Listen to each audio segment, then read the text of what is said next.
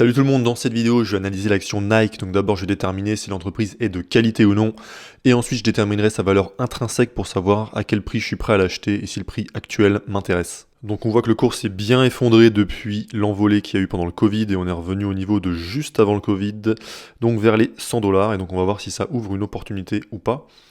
Donc déjà c'est bien de savoir comment Nike gagne de l'argent premièrement. Donc Nike c'est les 2 tiers des revenus qui viennent de la vente de sneakers, et un peu moins d'un tiers qui viennent de vente de vêtements. Donc c'est un business super simple à comprendre. Et maintenant on va passer sur mes critères de sélection d'actions, donc qui me permettent de savoir si une action est de qualité ou pas. Et là c'est pas une analyse ultra détaillée que je fais, c'est mon analyse un peu de découverte qui me permet de savoir si une entreprise va rentrer dans ma watchlist et s'il faut justement que j'aille lire tout ce qui est rapport annuel, etc. pour prendre une décision d'achat. Donc c'est parti. Donc j'ai 6 critères de sélection. Déjà, les 2 premiers critères, je veux qu'il y ait de la croissance, que ce soit une croissance des revenus et surtout une croissance du free cash flow. Donc là, apparemment, c'est le cas. Et si on regarde les pourcentages, donc là, il y a eu un rattrapage suite au Covid, donc je ne sais pas à quel niveau c'est fiable. On va regarder ce qu'il y avait juste avant. Et on voit que c'est des croissances de l'ordre de 5 à 10%. Donc croissance quand même assez faible, petite croissance. Donc dans l'idéal, je veux des croissances supérieures à 10%, donc là c'est un poil faible, donc on va voir sur les critères suivants, c'est pas encore rédhibitoire. Et si on regarde du côté de l'EBITDA qui se rapproche à peu près du free cash flow, parce qu'il donne pas le free cash flow là malheureusement, on voit que, alors c'est un peu moins régulier, donc c'est plutôt d'avoir une idée, mais les croissances m'ont l'air un petit peu plus élevées que le revenu, donc ça c'est plutôt pas mal. Donc sur la croissance c'est correct, c'est pas non plus fou, donc on va voir sur les critères suivants. Critère suivant, je veux que le nombre d'actions ne soit pas en hausse. Donc pour obtenir du capital, une entreprise, elle peut soit emprunter de l'argent, donc avoir de la dette, ou bien elle peut émettre des nouvelles actions. Donc le nombre d'actions disponibles pour cette entreprise, il augmentera. Mais le problème, c'est que dans ce cas-là, on dit qu'elle dilue l'actionnaire, c'est-à-dire que si vous aviez par exemple 1% de l'entreprise, et que l'entreprise émet des nouvelles actions, vous passez peut-être à 0,9% et ainsi de suite. Donc votre part de l'entreprise diminue quand l'entreprise fait ça, donc c'est quelque chose qu'on préfère éviter. Et à l'inverse, si une entreprise a beaucoup de free cash flow disponible et qu'elle estime que son action est sous-évaluée, elle peut prendre la décision de racheter ses propres actions, ce qui va là à l'inverse vous faire augmenter la part de l'entreprise que vous possédez. Et donc c'est plutôt ce type-là d'entreprise que je cherche, ou au minimum une entreprise qui n'émet pas de nouvelles actions et donc qui garde ses actions assez stables. Donc là sur les 5 dernières années, Nike a réduit son nombre d'actions de presque 5%, donc c'est pas mal. On va aller regarder le détail de comment ça se répartit dans le temps. Et ici, on voit qu'ils rachètent massivement leurs actions depuis maintenant 2010. Donc c'est bon signe. Et on remarque qu'ils ont émis un petit peu d'actions entre fin 2020 et début 2022. Et là, c'est intéressant de regarder du coup à quel moment ça correspond au niveau du cours de l'action. Donc on va regarder là.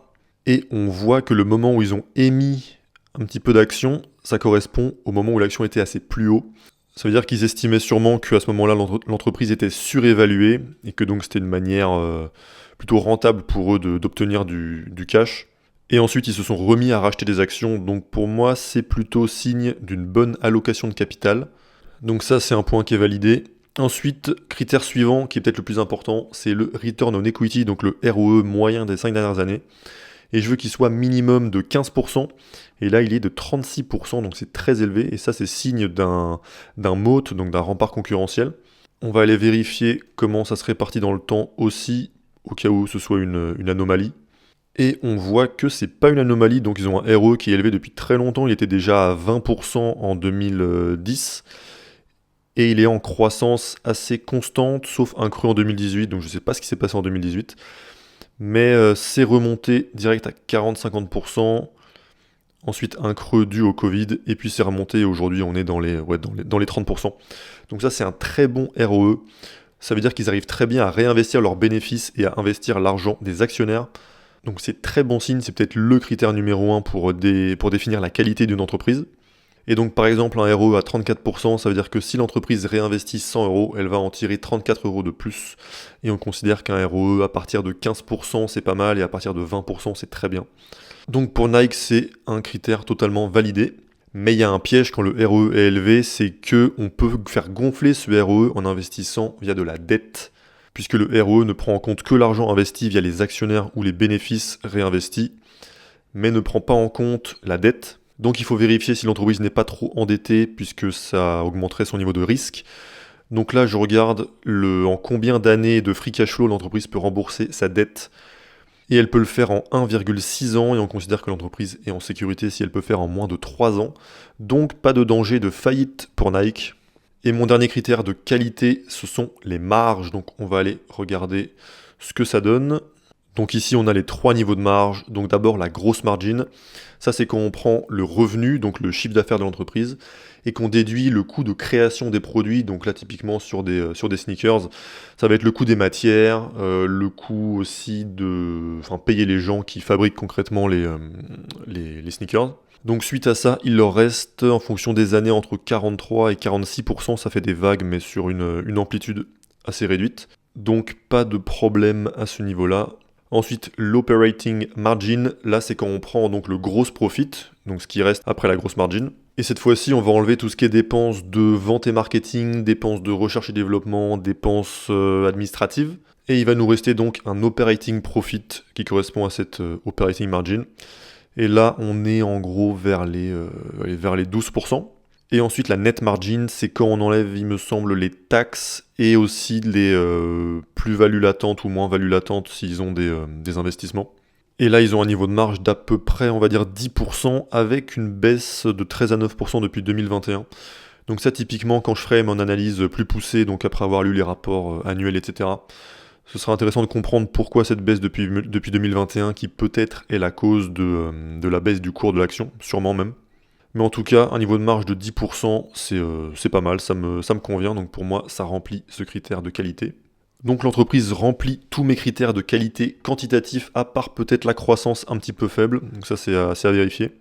Et il faut aussi regarder des critères de qualité qui sont qualitatifs, donc pas des chiffres, notamment le moat, donc le rempart concurrentiel, c'est-à-dire est-ce que l'entreprise est capable de tenir les concurrents à distance et donc de maintenir son niveau de marge et de maintenir son ROE aussi élevé.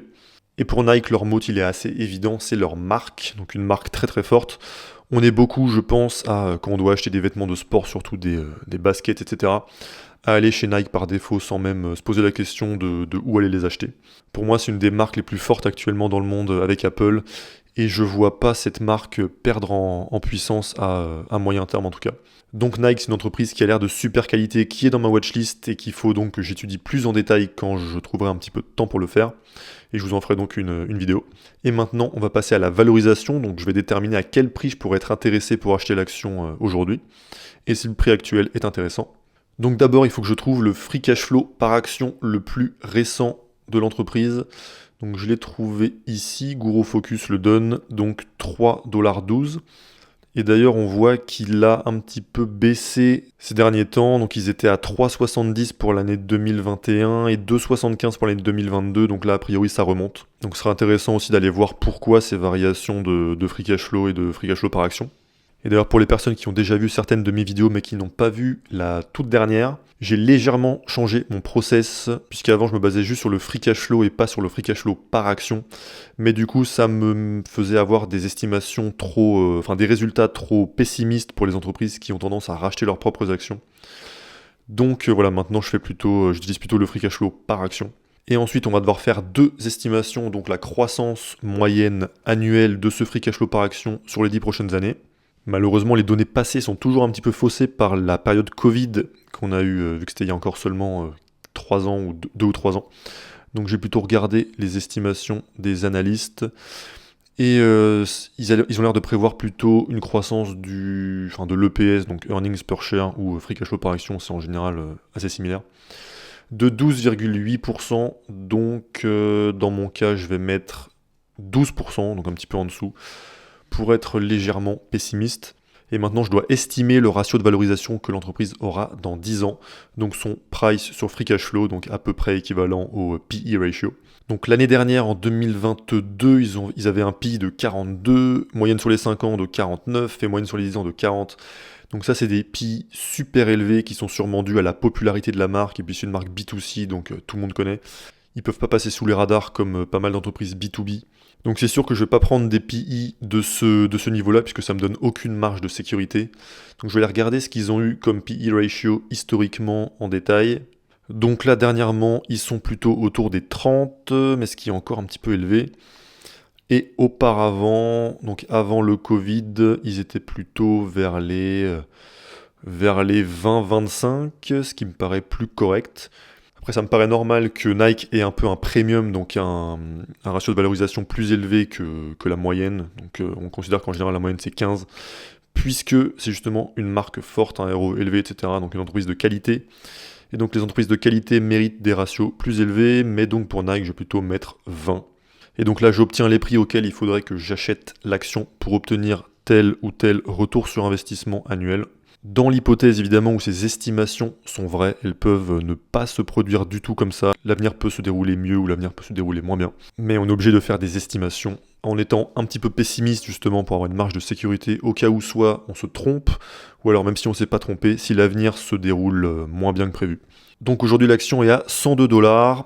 Et pour avoir la performance d'un ETF moyenne historique, c'est-à-dire 10% par an, il faudrait l'acheter à 106 $. Donc si là mes estimations sont pas totalement à côté de la plaque, on peut dire que l'action aujourd'hui est à sa valeur juste. Mais si j'investis dans des actions individuelles et pas dans un ETF S&P 500, c'est pour surperformer l'indice. Donc je ne serais pas prêt à l'acheter à ce prix-là et je serais plutôt intéressé dans les 80 $.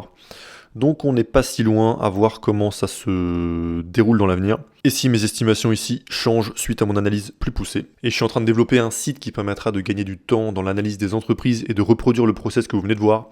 Donc si vous voulez que je vous tienne au courant, vous pouvez cliquer sur le premier lien dans la description. Et on se retrouve pour une prochaine vidéo. A plus!